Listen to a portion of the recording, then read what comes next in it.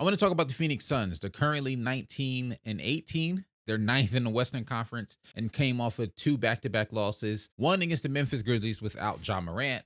Other is an almost 30-point loss to the Clippers on back-to-back night. But I'll be honest, if I'm a Phoenix Suns fan, or if I was a Phoenix Suns fan, I'm honestly not panicking. I don't think this team should be too worried. Hear me out. Going into this season, we knew that this team was going to be heavily reliant on Kevin Durant, Bradley Beal, and Devin Booker all playing together. It's not a secret that Bradley Beal's missed a ton of time this season. He's only played in, I think, 18 games out of the possible 32. So he's missed almost half the season so far. Kevin Durant's already missed 7 games this season. Devin Booker's missed, I believe, 9 games already so far this season. So there's been a lot of different lineups, and I think some just continuity that they got to figure out without having their big three on the court on a regular basis. It's simply just going to be tough to win games if you don't have all three of those guys on the court. Now, if you go back and remember, earlier in the season, the Suns were looking great, winning a lot of games. But if you also remember, that was when a time span when Kevin Durant was like 5 games in a row. Kevin Durant was averaging 34 on over 60% from three and from the. He was unstoppable. So of course you're going to win games during that time frame.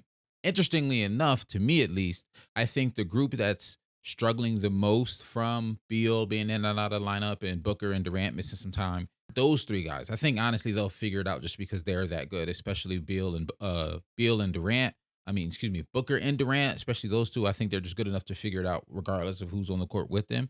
But the biggest drawback is I think their role players are struggling to fit in the different lineups. And I think if you give them some more time, and it's got to be time when they're healthy and on the court, they'll figure it out and they'll come together and start playing better. When I watch Sun games, there's a decent amount of times where I see either some defensive slips or guys just making a pass, thinking a person's going to make that cut and it doesn't happen. Like you can watch the game and see that these guys, it's getting better in the last couple of games as Bradley Beal's been playing more and more. But there was really a stretch there, especially when he wasn't in the lineup for all that time, came back and played like 4 or 5 games, and then was out of the lineup again for another 5, 6 games, where just him in and out of the lineup, Kevin Durant in and out of the lineup, guys aren't, the continuity isn't there for the Suns. It just simply isn't. You brought in all those guys. Like going into the season, we knew this was a team that was going to take some time to figure out how to play together. They were put together this summer, the addition of guys like Yuta Watanabe, Eric Gordon, Beal, obviously, and Grayson Allen. Like there were just a lot of new guys on this team. So even if they were healthy, we knew it was just going to take some time.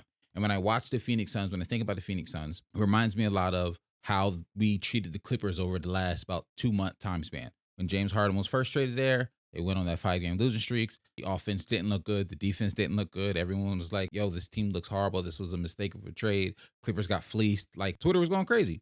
Ty Lue says, give us 10 days. They go on that 9-game win streak. They lose a couple of games, but then they go on another 5-game win streak. The Clippers have been rolling, and then now a lot of people are seeing that they have the potential to be title contenders and at least a team that make a deep playoff run in the Western Conference. I think the Clippers can do something similar. I think the Suns can do something similar. I don't think there's a big trade that needs to be made. I don't think they need to really try to shake up something in their roster. They just need these guys to have time to figure out how to play together. And to not even figure out, just fine tune some things and clean some things up. We'll check back in a couple weeks and see how the Suns are doing.